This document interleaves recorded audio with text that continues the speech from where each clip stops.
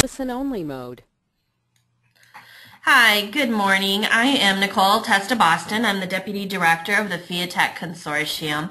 And on behalf of all of us at FIATech, I'd like to thank you for joining us today.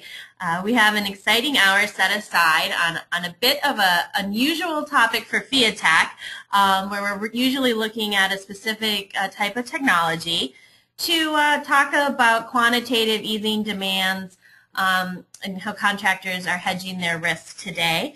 But before we get started, I want to first just review briefly how to use the GoToMeeting system to optimize your experience. You will have noticed that this control panel is unique to you. If at any time you want to minimize it to give you an unobstructed view of your screen, you can click that orange arrow on the left-hand side, and it will minimize at any time. If you want to open that back up, you can click on the arrow and it will maximize, provided you've got enough screen space. You'll want to use that for our questions and answers section at any time during the webinar. We encourage you to type in questions or comments or anything you'd like further clarification on. And as time permits at the end of the hour, Mark will be answering those questions. If we do run out of time, he will follow up with you privately following the webinar. And last but not least, we will be recording the session and we'll be making a copy of it available on our website. We post it at blip.tv and run an RSS feed back to the FIATech website. So you can download it at a future date and you can share it with your colleagues. So with that, I guess I would like to go ahead and introduce Mark Bridgers. He is a construction industry consultant, trainer, and a frequent speaker at industry associations, surety gatherings, and other professional meetings nationwide. He works with contractors and suppliers to the construction industry in the areas of financial management, financial planning, and organizational design and strategy development. He specializes in helping contractors assess their current situations, craft strategies to utilize or build competitive advantages, and establish a corporate structure that fits these strategies. So Mark, with that, I want to turn the controls over to you, and thank you again for joining us today. Thank you, Nicole. It's my pleasure to be here, and I appreciate you sponsoring this effort. And FIATech is one of the organizations that's kind of on the cutting edge of what's going on in the AEC industry, and hopefully today's topic will live up to those standards. Just jump right in. If I can,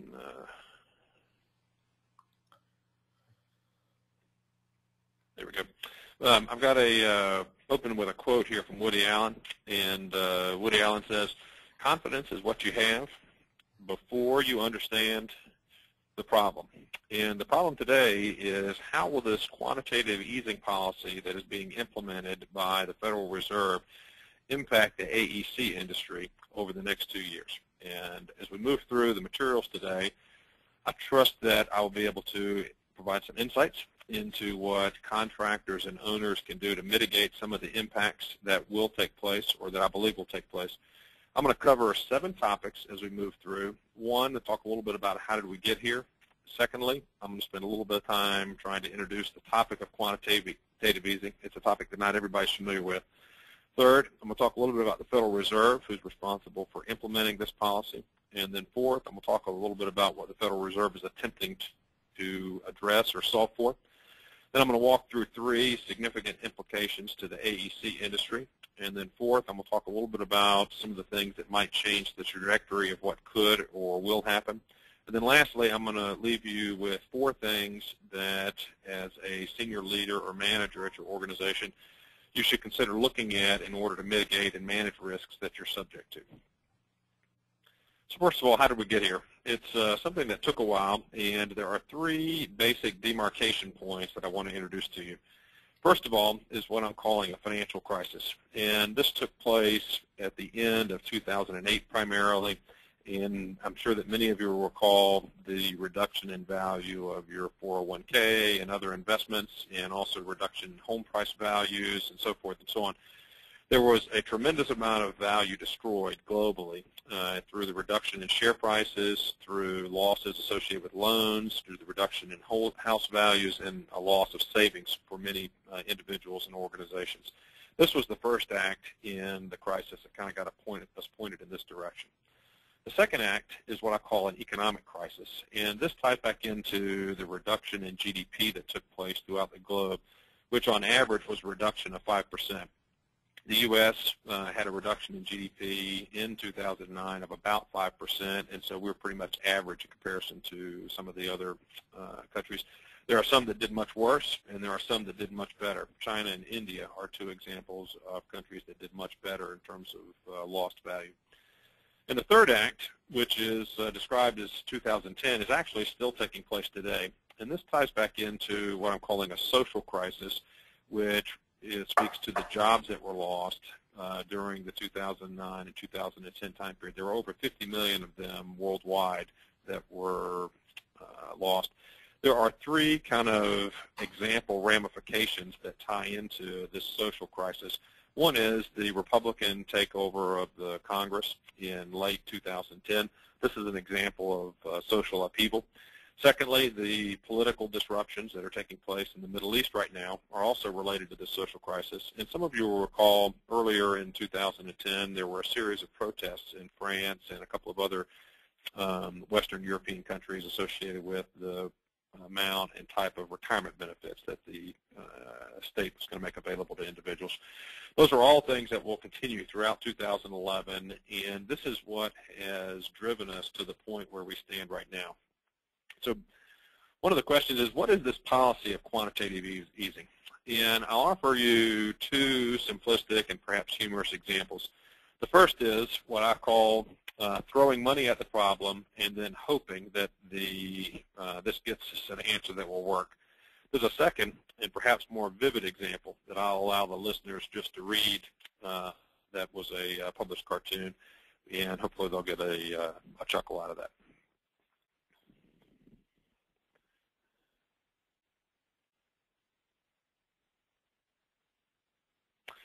There are also significant differences of opinion about this policy. Ben Bernanke is the chairman of the Federal Reserve System Board of Governors, and in November 3rd, just before the initial implementation of the quantitative easing policy, he talked a little bit about that he felt like it would not push inflation to superordinary levels. And then a member of the Board of Governors, a gentleman named Ken Warsh, who just recently resigned his role actually, had a contrasting quote about the role the Federal Reserve ought to play relative to supporting what's going on in the economic situation, and that ultimately more pro-growth policies were probably more appropriate.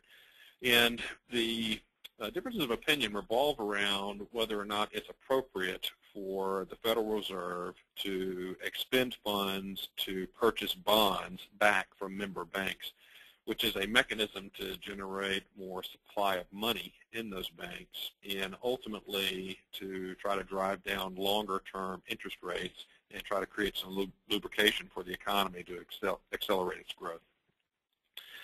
There's also diversity of opinion outside of the U.S. on this policy.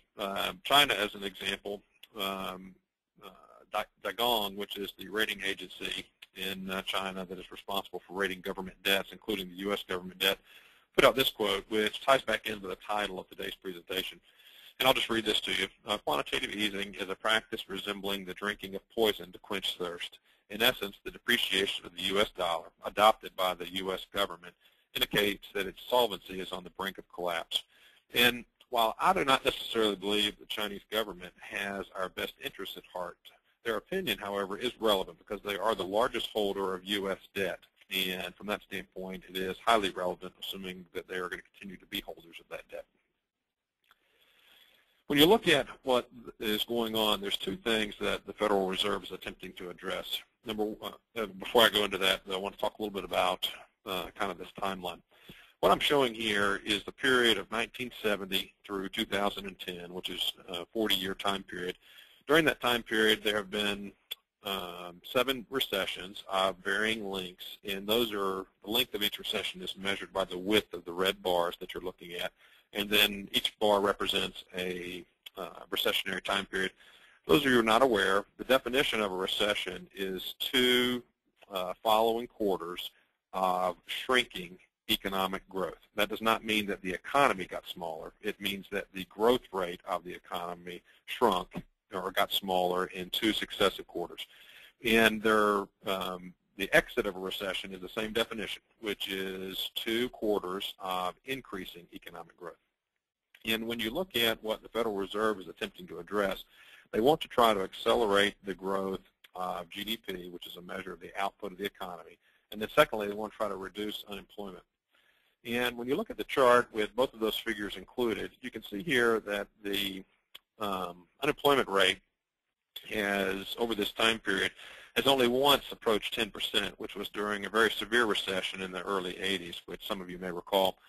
Since that point, the unemployment rate has hovered around 5%, and there was a period of time where it was well below 5%. That's rocketed up in 2008 and 2009 to nearly 10%, and it stayed at that level all throughout 2010, just slightly below 10%. When you look at the economic growth, that's the blue line on the chart. That's measured by GDP. You can see that GDP has hovered through some higher growth time periods and has stayed around 5% for the past 20 years or so. But there's a significant drop-off in 2008. And the economy actually shrunk during 2009, which is the first time the economy has shrunk since the Great Depression. And generally speaking, economists reserve the term depression for a period when the economy is shrinking, as opposed to recession when the economy is experiencing slower and slower growth. When you look at construction unemployment, the construction industry is much more variable in comparison to the other industries in terms of, and much more severe in terms of employment or unemployment statistics. This goes back to 1950, and you can contrast general U.S. unemployment, which is the orange highlighted area that is bounced around, between about 4% and up as high as 10% currently. And then the blue line, which is construction unemployment, which during most time periods is about twice as high as general construction unemployment. And the construction industry historically has been one of the industries that has both led us into recession and also helped us to exit the recession because of the relative ease of adding or subtracting jobs in that industry segment. What's taking place right now, with the exception of some of the stimulus funds that have been implemented over the previous 2 years, is that the construction economy or the construction industry is being hammered in terms of their ability to get employees full-time employment. When you look at the role of the Federal Reserve in this policy, the Federal Reserve is an entity created by Congress. It was founded in 1913 after a financial panic in 1907. It is divided into 12 districts, and there's a representative for each district. Its 3 primary things that it's responsible for are monetary policy, supervise and regulate member banks, and to ensure stability of the financial system. Its decisions do not have to be ratified by the president or any member of the legislative branch, which are the Senate or the House, but it is subject to congressional oversight, meaning that its authority is derived ultimately through the Congress. There are 7 members of the Board of Governors, and then there's a chairman of the Board of Governors. And they meet periodically to discuss monetary policy and make determinations of what they're going to do with the federal funds rate or other issues that would impact the regulation of banks or ultimately the stability of the financial system. When you look at the federal funds rate, this is the interest rate that is controlled by the Federal Reserve. And I'm going to use this same chart that I used previously, again looking at a 40-year time period. And I've highlighted a couple of key points over this time period. One is the 1972 time period when the U.S. left the gold standard. A second is when Paul Volcker became chairman of the Federal Reserve, and some of you will recall he was highlighted as an individual who fought in high inflation during the late 70s and early 80s and ultimately defeated it. Then Alan Greenspan took office in about 1987 or so, and he was the second longest serving chairman of the Federal Reserve. And then Ben Bernanke took over in 2006 as chairman of the Federal Reserve. And I want to contrast the federal funds rate, which is the rate that the Federal Reserve loans funds to member banks, and also the inflation rate, which is a measure of prices. In this particular case, I'm using the Consumer Price Index, or the CPI, to measure that. When you look at the CPI, when you look at the CPI, you can see that that has risen up and fallen, and the highest time period was about 15% in about 1980 or so. That was about the time period that Paul Volcker took office.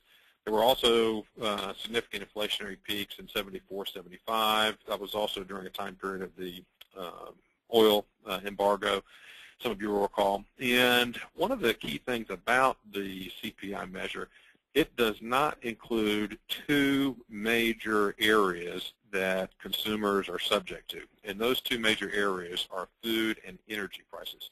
And the reason that those two items are excluded from the CPI is because they tend to be much more volatile than the remaining components of the CPI.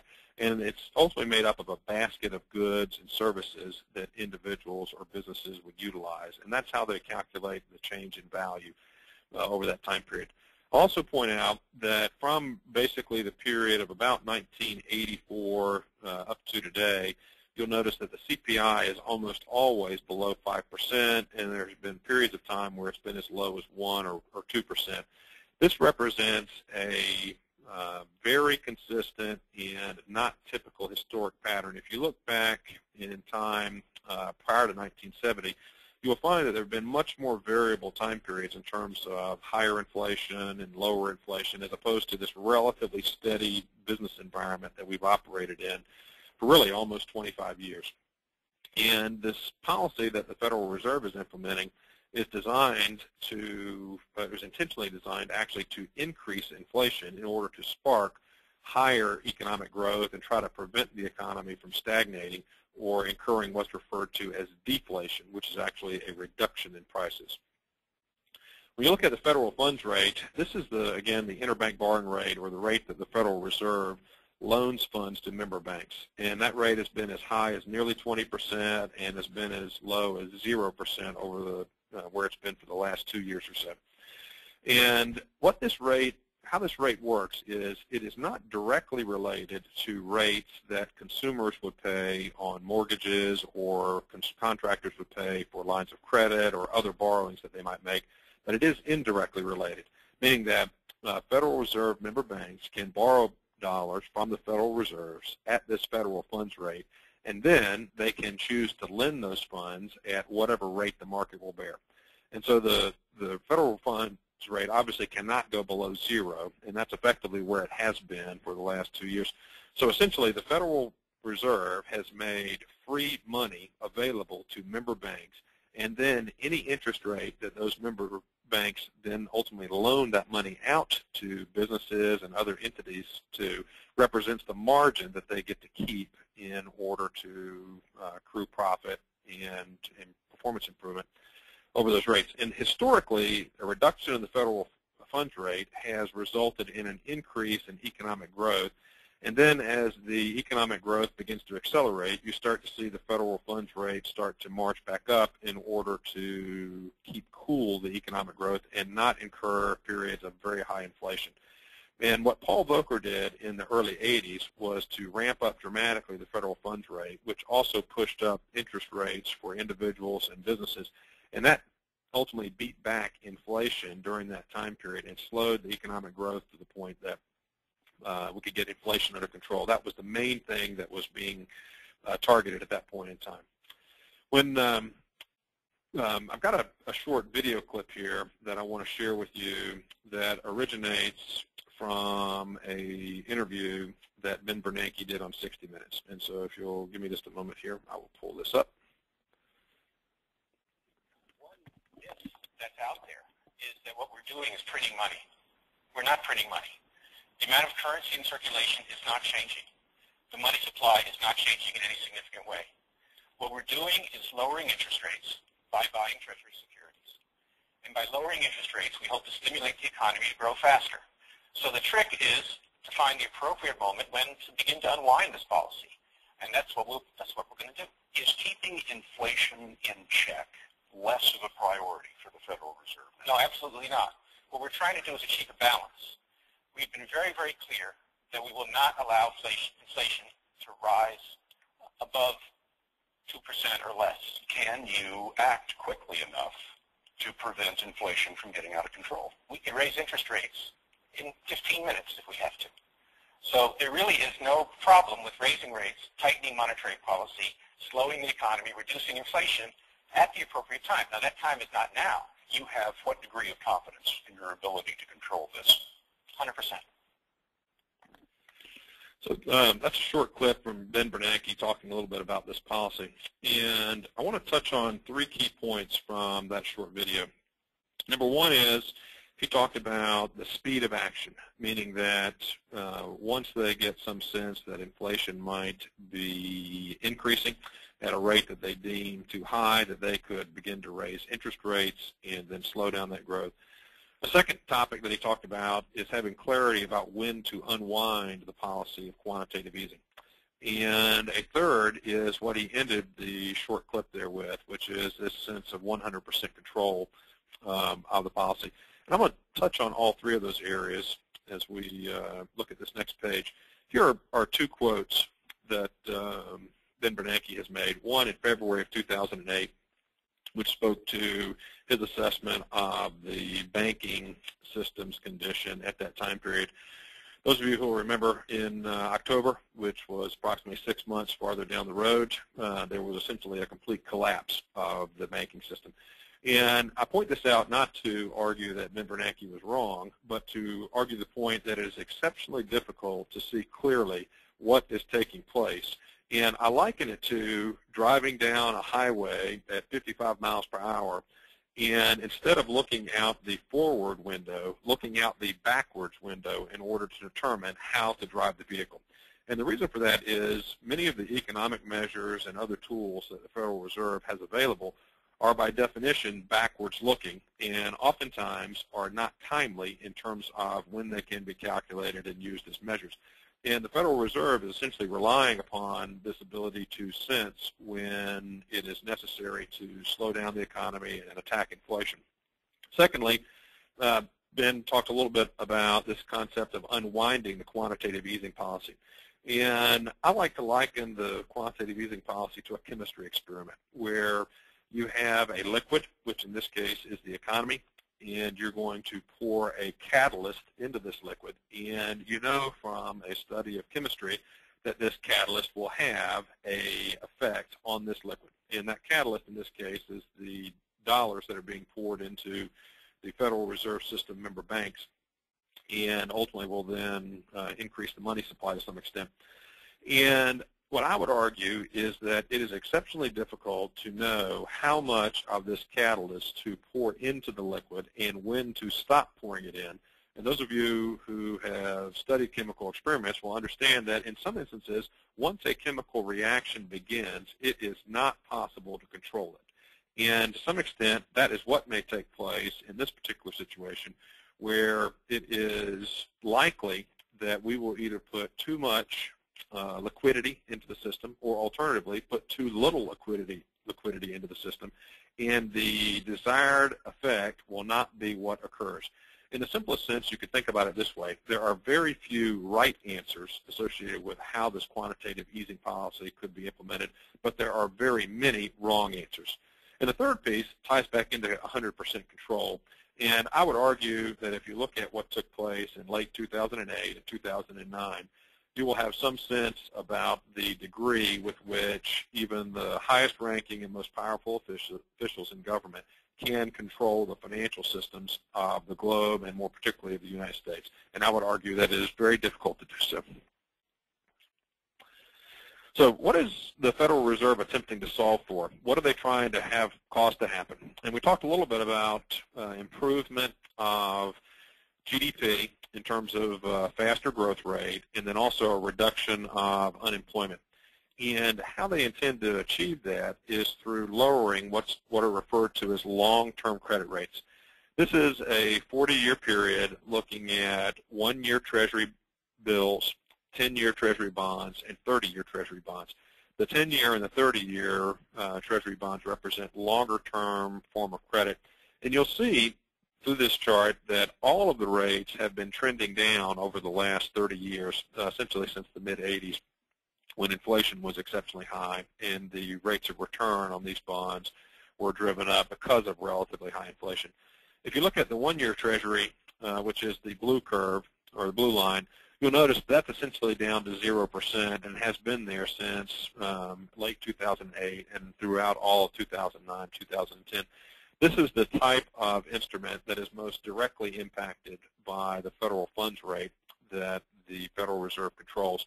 And the federal funds rate only has an ancillary impact on longer-term forms of credit, which are priced, or the interest rates are set based upon risk faced by both the borrower and the lender. And the lender in this case are individuals or government entities or organizations that are the buyers of those bonds.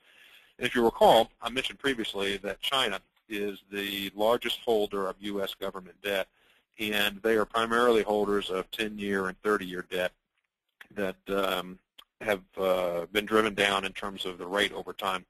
One of the things that's taking place there is the pricing for these securities are also subject to supply and demand trends. So as an example, if there is high demand for these types of securities, then the interest rate, which is a measure of the price of these bonds, will tend to fall because you don't have to pay as much interest in order to secure somebody who would buy the bond. And that's essentially what's taking place, particularly over this time period in 2008 and 2009. There was a global rush to highly secure credit, and the U.S. government is believed to be the most secure credit around the globe. And individuals and organizations that had dollars to invest and wanted to park them in relatively safe instruments chose to do so in 2008 and 2009 in government bonds. And that's what drove that significant drop in 10-year and 30-year rates that you can observe during that 2009 time period. If China, and to a lesser extent Japan, and also some of the sovereign wealth funds around the globe chose to stop buying U.S. debt, you would start to see these interest rates be driven up in order to attract capital. Or alternatively, the U.S. would not be able to borrow any longer. They would have to fund only with the tax receipts and not be able to use longer-term forms of credit. We look at the yield curve. This is another way to look at what the Federal Reserve is attempting to do. And the yield curve that exists today and also existed at 12/30, the end of last year when I put together this chart, is what's referred to as a normal yield curve, meaning that shorter-term durations are paying lower yield or lower percentage return, and longer-term durations are paying a higher percentage return. That has to do with risk and has to do with expectations of return that are necessary to compensate for that risk over the longer-term time period. There are three different types of yield curves that might exist. A normal yield curve is one that exists today where longer-term rates are higher than shorter-term rates. An inverted yield curve is what existed in the 1970s and 1980s when longer-term rates were actually lower than shorter-term rates. And that tied back into the relatively high inflation during that time period. And there was an expectation that inflation would come down over a 10 to 30-year time period. Therefore, the longer-term rates were lower than shorter-term rates. And then there's also a flat yield curve, which indicates that the risk profile is relatively consistent over that time period. And that's pretty much what the Federal Reserve is pushing towards. They're trying to flatten the yield curve and lower the longer-term rates and demonstrate that there is less risk and that lower rates are appropriate for these longer-term securities. What are the implications for the AEC industry? And back to this concept that I talked about earlier, where construction employment is much more variable and much more severe in terms of its movement than other industries, the same thing is going to be true of this quantitative easing policy, meaning that the impacts that will show up in the construction industry are likely to be more severe than the impacts that show up in the remainder of the economy. And also those impacts are likely to occur sooner in the construction industry than they are in the remainder of the economy. There's three things that are very likely to take place. One is an acceleration of inflation. And by that I mean pushing back up towards inflation rates that might rise to 5% or possibly higher. Ben Bernanke talked about this concept of not allowing inflation to get above 2%, and I'm certain that that is the goal and the objective of the chairman of the Federal Reserve. And I'm also certain that that was the goal and the objective of the previous chairmen of the Federal Reserve going back in time when inflation rates ranged from 5% or higher. And so the fact that it's a goal and objective does not necessarily mean that's what's going to occur. Secondly, there is likely going to be a devaluation of the U.S. dollar, and arguably that's already taking place against certain currencies. And the devaluation is occurring due to the effective change in the money supply. One of the items that was not mentioned during the clip that Bernanke spoke with is how they are going to go about buying the bonds. And the mechanism that they're going to use is a credit mechanism where there's not actually going to be funds that that get exchanged. And he talked about the fact that the money supply is not changing. And that is true. The money supply is not changing. But there is effectively more liquidity entered into the system through this credit mechanism. And so in the simplest sense, what's taking place is the member banks have to set aside certain dollars that they cannot spend or cannot use for investment purposes or loan purposes because of protection requirements that the Federal Reserve and other banking regulatory authorities require. Through this credit mechanism, that capital will essentially be freed up. And so while that money is technically already in the money supply, it will be available for loans and borrowing and investment once this credit mechanism is implemented with the member banks.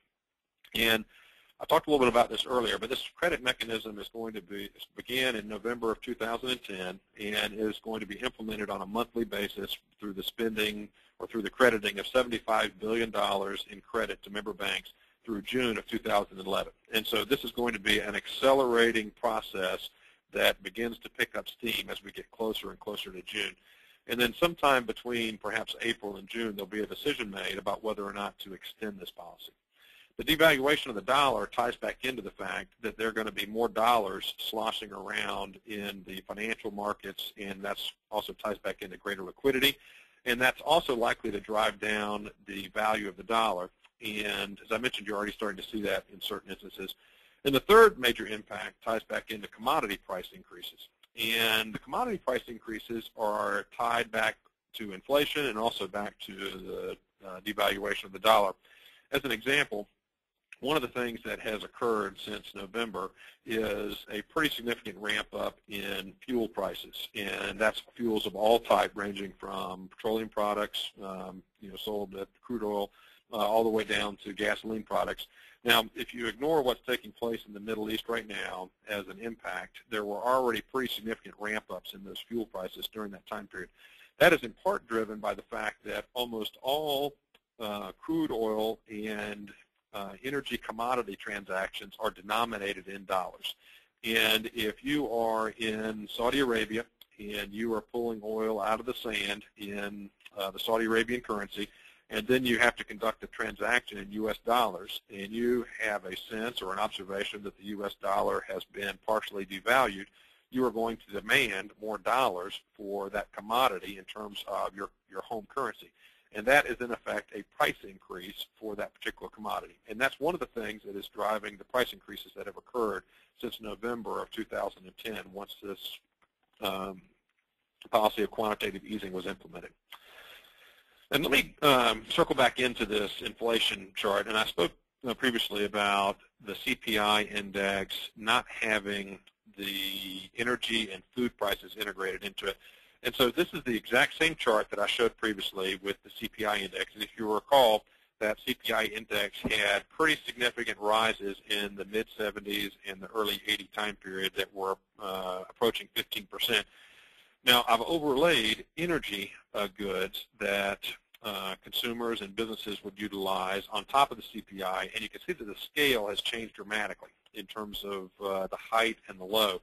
And you can see that the pretty significant wiggles in CPI over that time period have basically been muted by the very extreme movement of energy prices over that time period. When you look at that pretty significant drop in late 2008 and early 2009, and then the pretty significant ramp up in late 2009, 2010, One of the reasons for that change has obviously to do with global demand for energy commodity. The shrinking of GDP obviously reduced demand, but there also was another thing that was taking place. If you recall, there was a significant drop in the long-term interest rates that were paid on bonds in this same time period, and that was driven by the fact that there was a high demand for those bonds, which essentially resulted in a lowering of the interest rate necessary to attract capital for the Treasury bonds, and that resulted in an increase in the value of the dollar. And so that increase in the value of the dollar, the corresponding effect is a lowering of the cost of energy products because they are denominated in dollars. And so part of that drop that occurred in late 2008 and early 2009 is tied back into currency fluctuation, which was an increase in value of the dollar. And then that pretty dramatic increase in the cost is also related to the flipping of that, where you're starting to see the U.S. dollar be devalued at this time period that's beginning to take place. There's a concept called hyperinflation that some of you might be familiar with, and what this ties back into is, and the official definition of hyperinflation is 3 successive years of 25% or greater inflation rate. And I pulled 5 specific examples that are perhaps most noteworthy. One is Argentina in the 1975 to 1991 time period. There was tremendous hyperinflation over that time period where one 1992 peso was equal to 100 million 1983 pesos. And so that's a very dramatic inflationary example.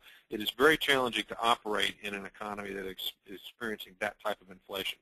Brazil, one of the stars of South America currently, had a terrible time period between 86 and 1994 with tremendous inflation and a single-year record of over 2,000% inflation in 1 year. And there are many unusual and challenging things associated with operating in an economy. And I'm in the process of building a case study on how contractors and buyers of construction services operated during this time period and were able to survive the impact that took place. Germany in 1923 is another example. There was a 15-month span where there was tremendous inflation that took place in Germany. That was tied back into a host of issues associated with reparations that the Germans were responsible for paying at the close of the First World War. In 1971 through 1985 in Israel, inflation rose dramatically, getting as high as 445% in 1984. It was ultimately controlled in the 1985 to 1987 time period. And Yugoslavia, before the dissolution of it, 1989 through 1994, had tremendous inflation during that time period. I've got another little video clip here that I will try to play. Let me see if I can get this going. 1923 was disastrous for Germany. In that year, the great German inflation reached its peak. For some time, the value of the mark had been dropping, and as the value of the notes decreased, so the amount of notes needed to buy things grew. Banks became more and more hard-pressed to meet the ever-increasing demand for paper money. For their customers, suitcases replaced wallets. To meet this crisis and pay the strikers in the Ruhr, the government simply printed more money.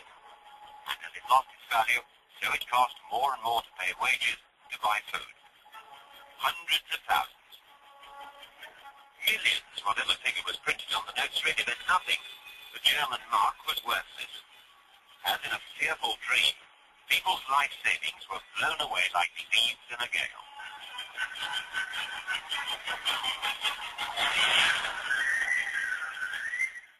As Germany slid towards disaster, Gustav Stresemann was appointed Chancellor.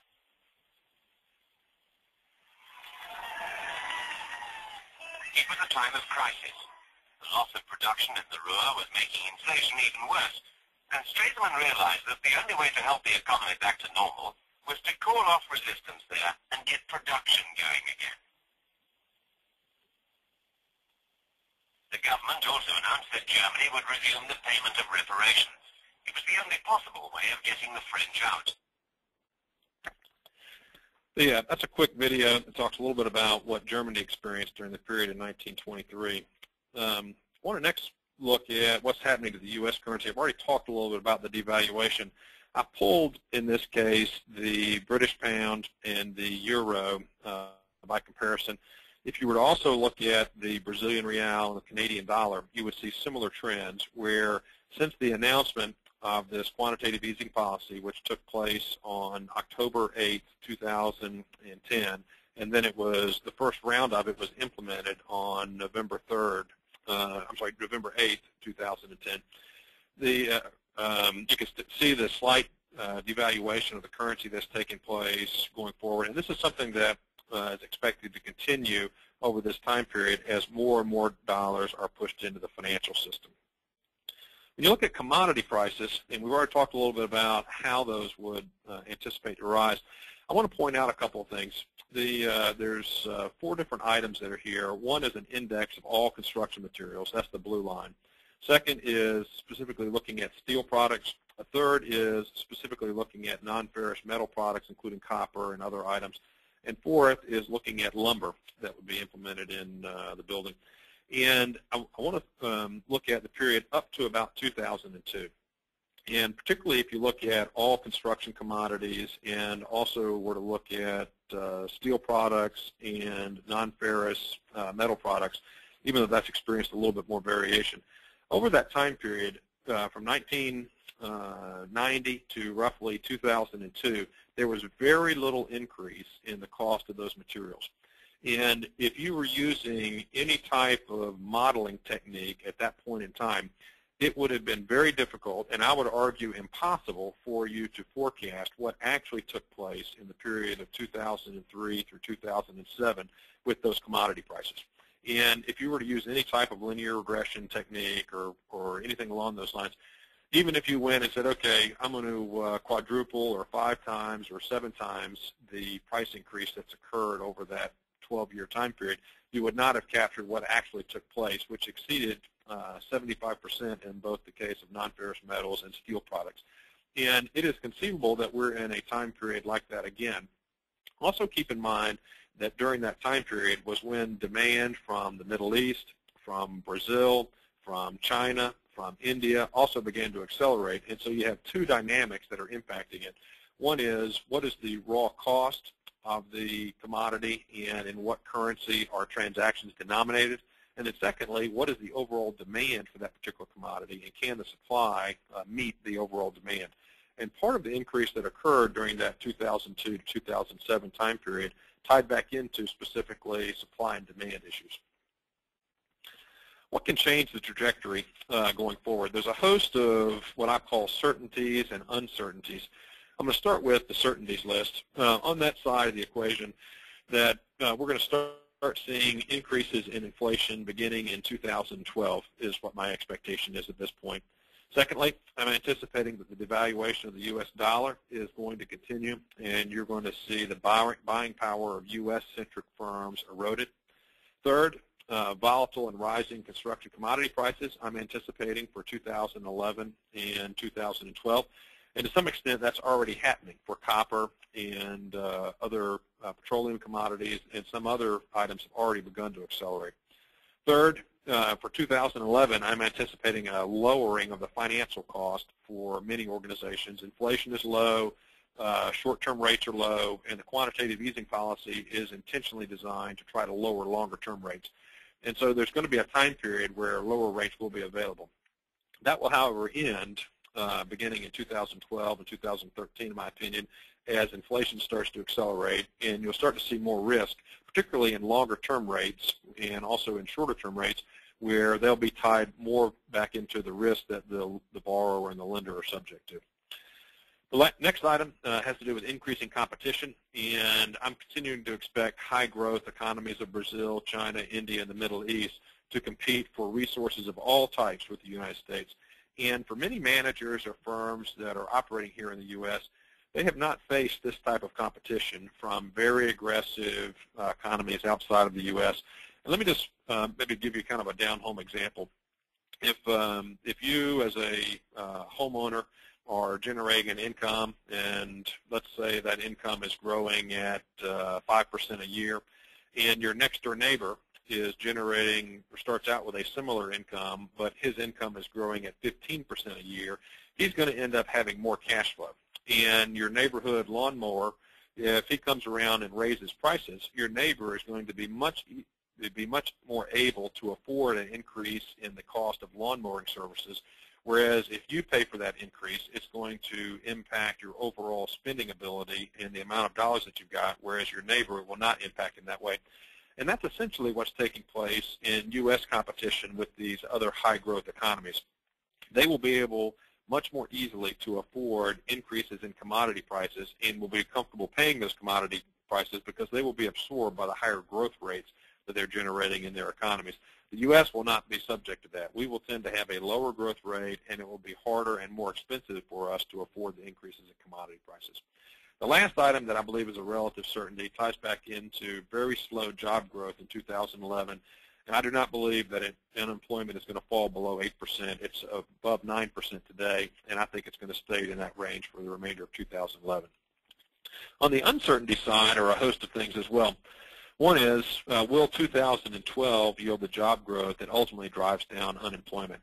And that's going to totally tie back into the economic condition of firms that ultimately might make that hiring and what the relative comfort is with the economic condition.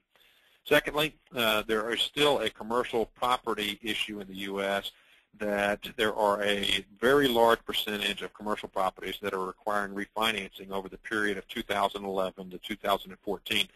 And it is possible that those properties will not be able to be refinanced, and we could re-enter a foreclosure crisis that is commercial property-centric as opposed to homeowner-centric, which we've been experiencing as of late.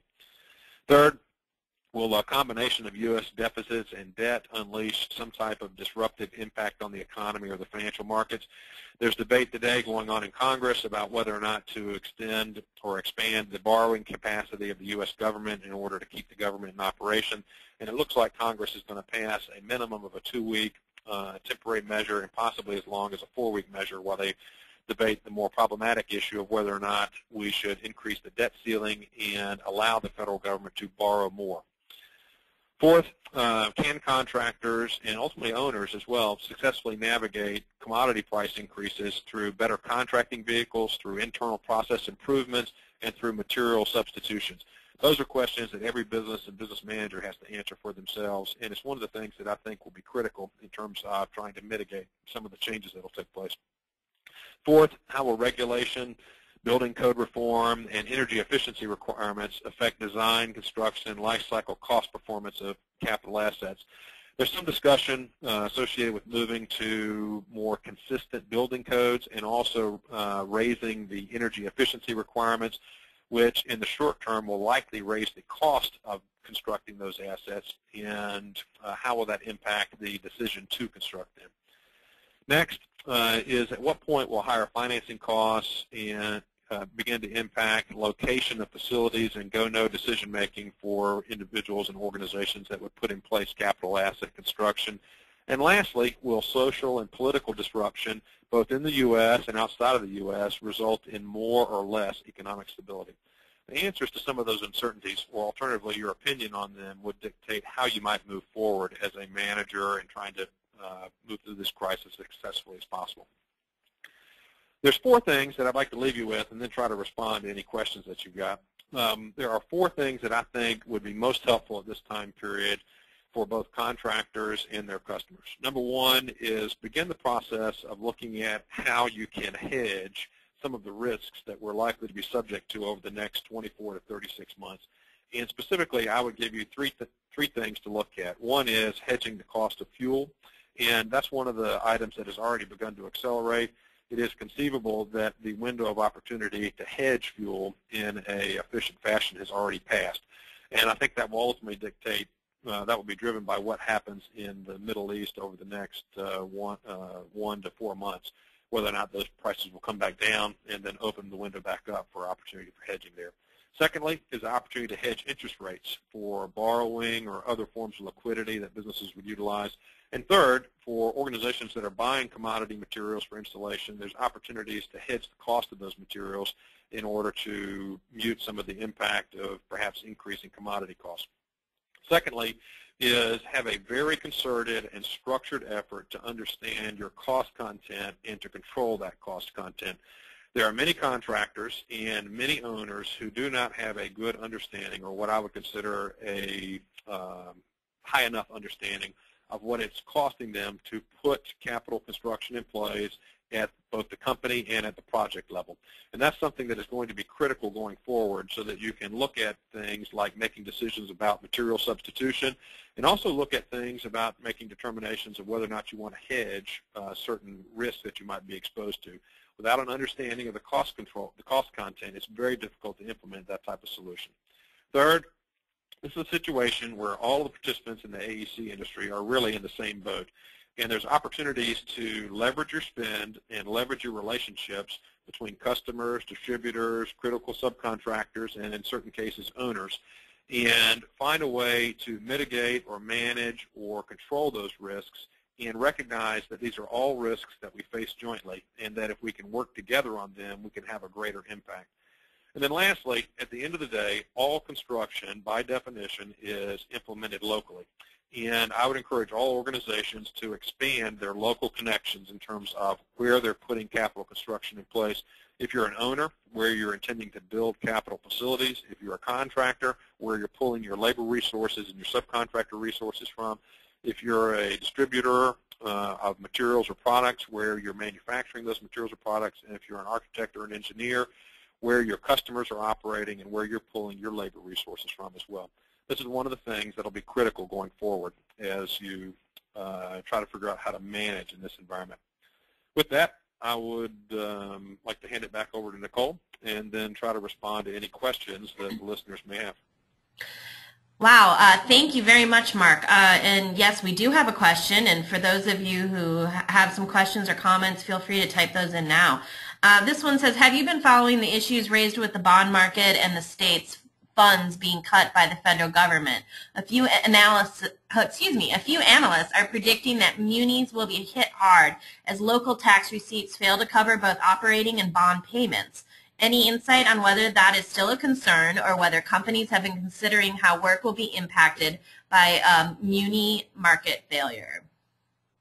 Yeah, that's something that ties back into some of the things we've talked about.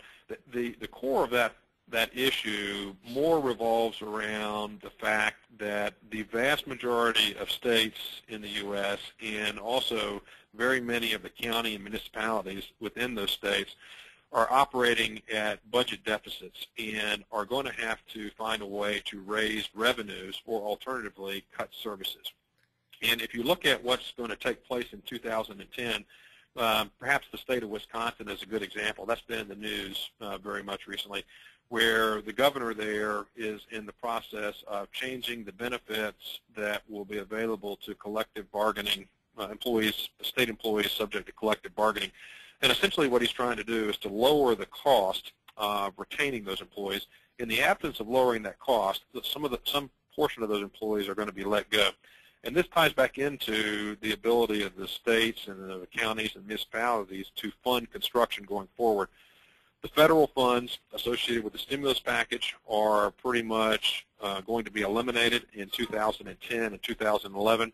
And you're unlikely to see a dramatic increase in federal funding take place over this time period for state-driven type projects. And the states are going to have to find a way to fund those things going forward. The listener specifically asked about the municipal bond market, and that's how many water and sewer authorities will fund their capital construction. And right now, the markets are still relatively tight for credit for institutions and organizations of all types, but the rates for qualified entities are still very low and will continue to be low for the next 12 to 15 months, in my opinion. And so the question in my mind is more, are the entities that the customer is looking at, the public agencies that might borrow in the municipal bond market, are they of a high enough quality to where they're going to be able to secure credit? And in my mind, it's not a question of what the interest rate will be. It is a question of whether or not they'll be able to get credit at all, or at what level they'll be able to get credit. And that will be much more, in terms of determining who you want to be aligned with, it'll be much more important to have clarity around the quality of a particular agency or institution and their ability to secure funding. Thanks, Mark. Next question. I want to also let you know it was a great presentation, but why did the cost of copper drop so much in 2009 as shown in your graph? A large percentage of the copper transactions are denominated in dollars, similar to petroleum products. And so part of the drop that occurred during that time period was related to a relaxation in demand. And then secondly, a part of the drop was driven by the fact that the dollar that during that time period was increasing in value. And for the transactions that were taking place, it took less dollars to secure them. And so for U.S.-centric firms looking at the price of copper in U.S. dollars, there was a reduction in the cost during that time period, both due to reduction in demand and then a change in the value of the dollar that effectively reduced the price of copper. Well, great.